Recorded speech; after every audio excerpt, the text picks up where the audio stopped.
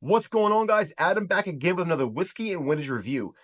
This is really something I've been wanting to do for a while, guys, and that's going to be our medical reviews. We are going to start a series of them. I've been talking with Mike and Matt for a while and trying to figure out the best way to go about it. And I think if I did a whole bunch of medical in one long episode, it's going to bore you guys. It's too long and it's a lot of information. So what we're going to do is make a series of these videos breaking down each piece that we should put in an IFAC, kind of what you should probably have on an IFAC if you're at a range day. Maybe if you're a police officer, it might differ. Maybe if you're a first responder of a different sort. Medical in the military is way different for what's a soldier's going to carry.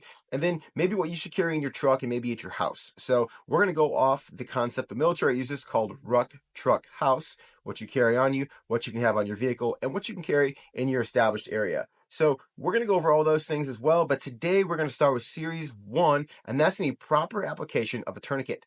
What tourniquets you should get, how to properly use them, and the do's and don'ts and downfalls, because there are a lot. So tourniquets are really simple to use once you know how to use them, but once again, like anything else, you have to train, you have to practice, become proficient. So with that being said, tourniquets. Why do we use a tourniquet? Well, compressible hemorrhage. So we talk about the legs, the arms, anywhere there's a major blood vessel, like an artery, that we could sever and bleed out really quickly. We want to stop that. We're not really worried about little venous bleeds. What we're worried about is we hit the femoral artery in the leg, the brachial artery. These are massive arteries that you would bleed out very, very quickly. And it's very preventable if you know how to properly apply a tourniquet to someone or yourself, because there are self-applications and that could happen as well. Even at a gun range, things happen, and this is something that could literally save someone's life. We also will look in improvised tourniquets. We're not going to do those today, but I will do a whole thing on how to improvise a tourniquet if you don't have one. But guys, with that being said, if you're playing with guns, if you're training with guns, if you're doing anything with guns or any kind of weapons, you should have medical. And you should have some kind of medical training go with it. And medical training is the first thing that people are like, I don't need that, until you need it, right? No one needs doc, we say in the military, until you need doc. Get training on medical, just the basics. I see a lot of guys carrying tourniquets nowadays at the range, and it makes me happy. They're on their duty belts. They have a mini IFAC. I see a lot of police officers carrying them, and that's a great thing.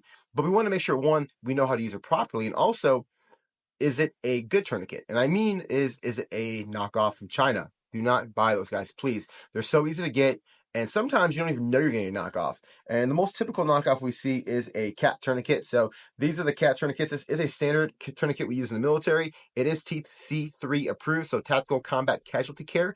It is what the military goes off of. Our algorithm, our all evolved medicine comes from TC3. The Committee of Tactical Combat Casualty Care, COTC, is what kind of governs what things we are allowed to use. And the cat tourniquet's been on the list for a very, very long time. I believe it's on, this is the 7th generation now, 6th or 7th. We've went through a lot since I've been in. This is a great tourniquet. It has saved countless lives. It's dependable, and it's also a very affordable tourniquet and easy to use. But the things we find on knockoffs that could actually kill you, one, is they don't run a windlass, a real windlass. They run a flimsy little windlass. This material in here typically isn't made real well. And this windlass right here, this is the main bread and butter of that tourniquet. We want to make sure we pull it tight.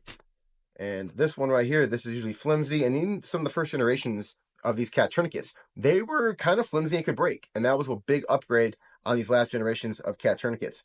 So we want to be mindful of that, because getting a cheap tourniquet, that could bust on you. That's a bad day. How you can spot a tourniquet that's fake usually is the back of this windlass area. There's a piece of plastic, and usually fake ones will not have the cat markings like this one does. Combat application tourniquet, if you guys are curious. That's why it's cat. And there is this little sign, looks like a house, like a little like industry. It's not an expiration date. These technically do not expire. For years, I used to people come in, oh, they're going to expire soon. No, that's a manufacturing date on there. Or they're expired. Look at the date, because, the manufacturing date's, prior to when you got them. So with that being said, they don't expire. However, if you are wearing this in the elements on your belt where it's kind of exposed, or you're a police officer wearing the elements, the sun, the weather, just debris can degrade these things. And after a while, you need to replace them. So what I recommend doing is once a year, maybe, if you're running, gunning a lot and training, you should replace that tourniquet. And what you can do is take that said tourniquet, and now that becomes a training tourniquet. Because the one thing you don't want to do is your real go to whatever, we won't say go to war, but oh shit hits the fan tourniquets and you need to use it. You don't train with those tourniquets. This is a one-time use item. One-time use, because we are putting a lot of pressure on this when we tighten it down, and we are going to degrade the quality of it to be reused again. Are there some applications in like a prolonged field care In the military, we might have to do that, yes, but that's a special situation by specially trained people. But in the civilian sector, guys, one-time use, do not train with these. Buy some extras, train with those, and then once you replace your tourniquets, make those your training tourniquets. Another thing you can do is they make actual colored tourniquets like these blue ones. These are trainers. Now, I say this is a training tourniquet, but it is a real cat tourniquet. It will really work, but typically we mark these blue because now we know blue are training, black are the real ones. We don't mix them up. We know what's going on. But guys, definitely replace these every once in a while. They will degrade over time, and they are not going to last forever, especially if they're in the elements. If they're in an IFAC that's kind of covered, they're probably going to last a little bit longer. But if you're out in the elements and you're actually training and running, gunning, and your belt gets wet or dirt and dust and all that stuff, it's going to wear on the item. So think about that as well. So the cat tourniquet we're going to go over. Guys, pretty easy to apply. The one thing is, let's say we got shot. Let's say we got shot in the arm, the leg, whatever. We're going to use the arm right now because it's easier to show you guys. And I'll do a self-application of this. So a couple ways you can do it. Some people do a self-loop first. In the civilian sector, I don't have a problem with self-looping. In maybe a combat scenario where the limb might be severed, that can be kind of troublesome getting it around. But I don't care. However you can get this on quickly, that's all that matters. For self-application, having it looped does make it way easier. I can grab this guy and I can pull really tight, really quick. And what we want to focus on when we tighten this down is one thing. We want this as tight as possible first. We don't want it loose and then do it. As tight as you can get possible. And then lay all that Velcro down as much as possible. So the only thing holding this down is that Velcro right now. Now, one thing I like to do personally is I like to come in through here, that little notch. Not everyone does this. And the reason I like that is, once I come through there, now I've really secured that down. Does it kind of get in the way of my windlass a little bit? It does, but you can still obviously tighten this down. If you get this correct, guys, you can typically get this tightened down in 3 turns, maybe 4. But if you get a good, nice, tight initial wraparound, it's going to take 3 to 4 turns, and you should be able to stop the flow of blood. And we would lock it in. Boom. Now what we could do is we could take this, we could wrap this around even more, and now we've secured this. The problem is, with tourniquets as well, is if we don't do this whole thing I just did, what could happen is, even that, you see how easy I pulled it out? If I leave it here and someone moves, and I might have this super tight, but if I sit there and this loosens, boom, my tourniquet's not effective. So making sure that we get that initial bite, and I'm not flexing to show off, promise. Make sure you get that nice bite, and we get it all the way down on this, boom, all the way around. And like I said, personal preference, I like to get it inside there as well, wrap it around. If you have some tape, you can tape that down as well. Not a problem. We want to get that nice and tight. There is this little marker here as well that you can throw over here to help protect it. It does say time. If you have a Sharpie or some kind of marker, I do recommend writing the time of the tourniquet. In a civilian sector, it should be a big deal. Let's say you're at the gun range, or it's even, unfortunately, like a mass shooting or something. Most likely, those things aren't going to be that long of a segment. At a gun range, I'm hoping 5 to 8 minutes. EMS is there. They're going to transport them perfectly fine. Guys, this tourniquet can stand for a few hours. Even in a bad situation, a few hours is probably enough time. So don't worry about that. But putting the time in there does help the medical personnel to get it next, so they kind of know how long it's been on there for. So when also applying the tourniquet, let's say we see said hole in person, but we're not quite sure where it's at. Let's say we see blood. Your first response is massive bleeding coming out, high and tight. So whether that's on the thigh, we go high and tight, or whether it's on the arm, as high as possible, as tight as possible. That's a good rule of thumb. Even if you see the bullet hole where it's at, let's say said bullet hit the actual artery. Well, once we hit that artery, the arteries do this thing called shunting, and they can possibly pull up inside. So what we want to do is, well, if that happens, is that means we might have stopped it here, but if that artery shunted up a little bit, and now it's above that tourniquet, we didn't stop the bleed. We didn't compress on that hard bone and muscle on the actual artery, because that's what we're doing. We're pressing on the hard bone inside here on the muscle, and then compressing that artery down and stopping the flow of blood coming out. So high and tight always, guys. It's good rule of thumb, especially in the civilian sector, mass shooter kind of thing. You're at the gun range. EMS is a phone call away. High and tight. Now, the one thing also I'll say is for a practicality purpose for what we're talking about, civilian sector, is over the clothes, under the clothes. Initially, if you see something over the clothes, is perfectly fine. And in Combatmedic stuff, we are trained over the clothes, on the X, get them off the X. Then we are trained to convert those tourniquets down to the actual skin. It is preferred. But once again, Am I worried about you converting a tourniquet down? No. If it's over this close and it's super tight and EMS is on their way, don't worry about cutting the close away and converting it. Leave it there in place. Make sure, just re-verify it is stopping the bleed, but I'm not too worried about that. So everything we're talking about, it's about application. Are we talking about combat application? Different scenario. Are we talking about mass shooter? Little different scenario. Are we talking about someone did something stupid, the gun range got shot? That high and tight, wherever it lies, get it on there and call EMS. Now, I'll also tell you this. Let's say you get it on high and tight, and it's you did as best you could, and there's still a little bleeding coming out. Like, not oozing. I'm talking like bright red. That's bad, right? A little ooze is not a bad thing. Bright red doing this is bad. So what you can do is you can put a second tourniquet on right underneath that high and tight tourniquet. But when you do this, these tourniquets need to be kissing, we call it. They can't have any gaps. So the next tourniquet needs to be right next to that tourniquet on the skin. There should be no gap of skin in between. And we get it nice and tight as well, and that's perfectly fine. The reason we don't want a gap is you can do something called compartment syndrome, which leads to a lot of other serious problems if not treated quickly. In an EMS setting, they're probably going to get treated quick enough where it's not a big deal. However, it's a good rule of thumb, 2 tourniquets together, kissing, and call EMS. So, pretty simple, guys. These are the cat tourniquets that we talked about. Another couple things you can look for knockoffs on these is typically this little tail here. There's little markings where it's kind of heat treated and it's like hardened. That usually won't be there. The red little thing won't be there. You'll kind of see this doesn't look right. So, that's another thing you look for, guys. Sometimes these are white. So all the new Gen 7s of these are gray now. This little flappy thing, if they're white, that means they're probably either old gen or they're knockoff. Just look. The old generation actual cats do work. They've saved countless lives in combat. But these newer ones are a little bit longer, a little bit better made, a little bit more durable. Some of the old ones have 2 buckles. It's okay. 2 buckles, loop through 2 buckles, not a problem. This has 1. They both work. We had a controversy with 1 or 2 buckles for years with the old tourniquets. You combat medics know that. Bottom line is this does work if you apply it correctly all the way around. So with that being said, we talked about cat tourniquets, guys. These are super easy to use. Just make sure you get good quality ones through a reputable source. Don't go on Amazon and buy some questionable person that's selling them for $15 each. Go to somewhere like, I'm not plugging them, but North America Rescue. There's a bunch of other medical places as well that, hey, if you're a medical person, hit the comments right now. If you have a company, hit it in the comments. Let them know where they can find these guys. But typically about $35 there, $30 a tourniquet, depending if you buy in bulk, maybe a little cheaper than that. And you should be buying in bulk. You shouldn't be buying 1 tourniquet. You should be buying multiples, right? So think about that. You want some training tourniquets. You want some real tourniquets for applications. You want tourniquets that you can then eventually replace as well. So cat tourniquets, they're great. Just be careful you're not getting knockoffs. But can't recommend these enough. And it's a big go to the military.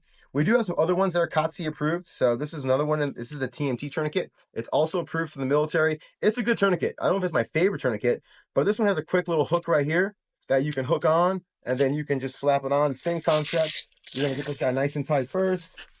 Boom. This one I feel it's a little hard, not harder to get tight, but it takes me a couple of more turns. But once I get it on there all the way tight, this one has a really nice windlass as well. I feel this actually tightens a little more evenly. And then it has a little lock in as well once we get that all the way tight. Like that, and we can lock it in. So it's a good tourniquet. I'm not opposed to this one at all. If this is all I had, I'd be perfectly fine with that. It's good. It works. And like I said, they have this quick little hook as well that you can get in there and unhook as well, which is kind of cool. So TMT tourniquet, another good one to get, guys. But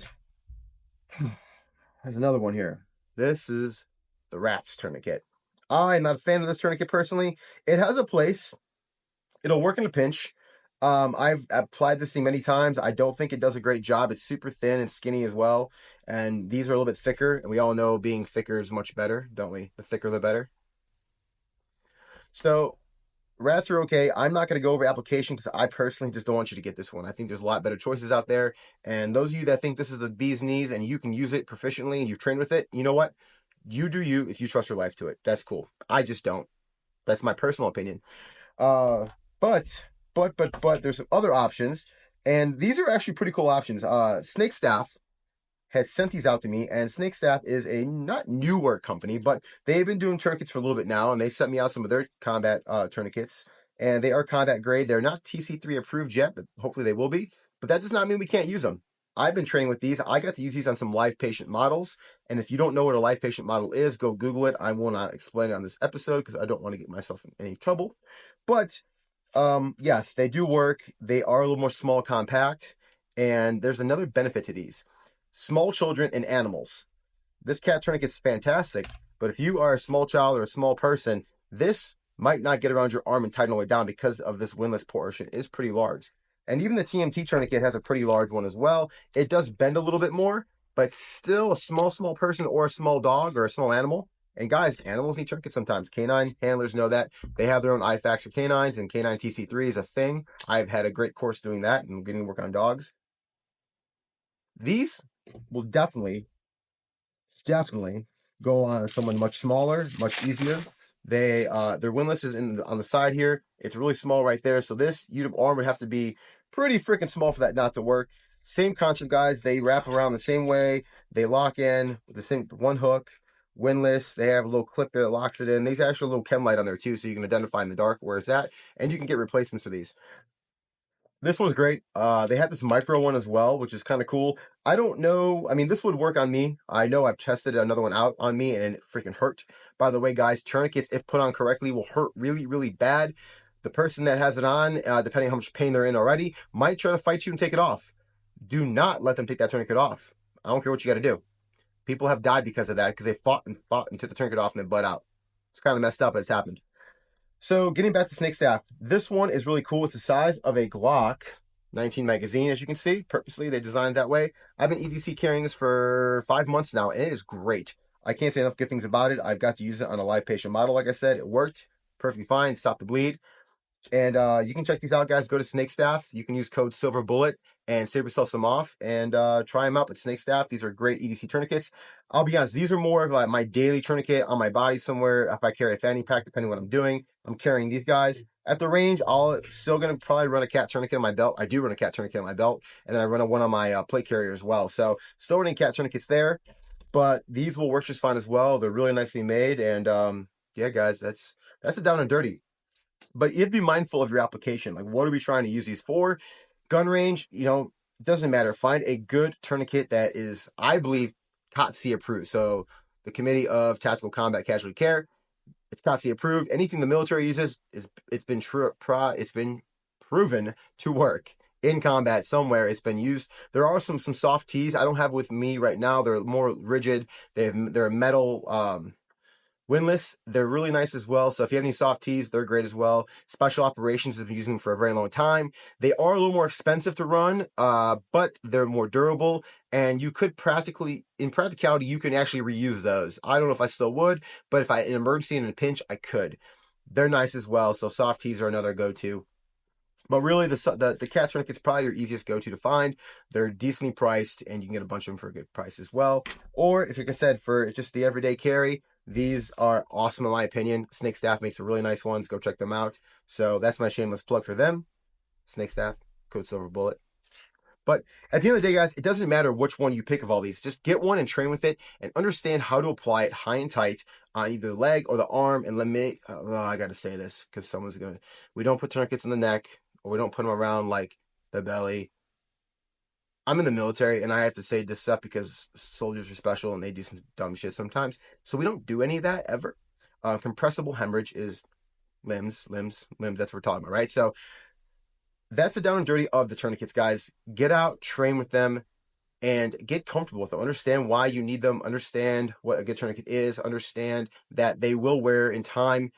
But it's cool that you got the tourniquets. I see a lot of guys with them, but then I always question, not in a bad way, but do you know how to use it? Have you trained with it? Like anything else, if you're dry firing, then you and your buddies should be practicing how to put a tourniquet on, and preferably when you're drunk, because it won't hurt as bad because you're drunk. Don't do that, actually. That's bad advice. I've never done that myself, ever. But practice with your buddies. Get out there. Medical's important, guys. We're going to do a few more videos. We're going to start covering chest seals. We're going to cover combat gauze and a few other things as well that at more of a gun range, active shooter thing that could save someone's life or save your own life, because self-care is also important. Guys, that's all I have today. I hope you learned something new from all this. Go over, if you haven't already, go sub to Whiskey and Windage Reviews. You're watching this right now on Whiskey and Windage Reviews, so go ahead, log into your account, because you need you to log into it. Like it, subscribe, leave a comment to tell me what you liked, what you didn't like, what you want to see next. And also, guys, go over to the Whiskey and Windage YouTube page. That's our podcast page. So we have Whiskey and Windage Reviews and Whiskey and Windage. Whiskey and Windage. Just type it all out, space it, boom, you'll find it guaranteed. Go sub over there for our weekly podcast, All 2A. We have a lot of great guests coming up. We drop every single Tuesday. If you don't like YouTube, just go over there and sub to it anyways. It helps us out. And then go watch over on Spotify or Apple. We're on there as well. Matter of fact, go over to Spotify and Apple and sub there as well. If you've watched this far, I'm hoping you do that, because that means I must have put something out that was decent quality for you to keep watching me ramble for this long. Guys, if no one told you, stay dangerous, carry a weapon, but more importantly, carry a tourniquet. See you next time.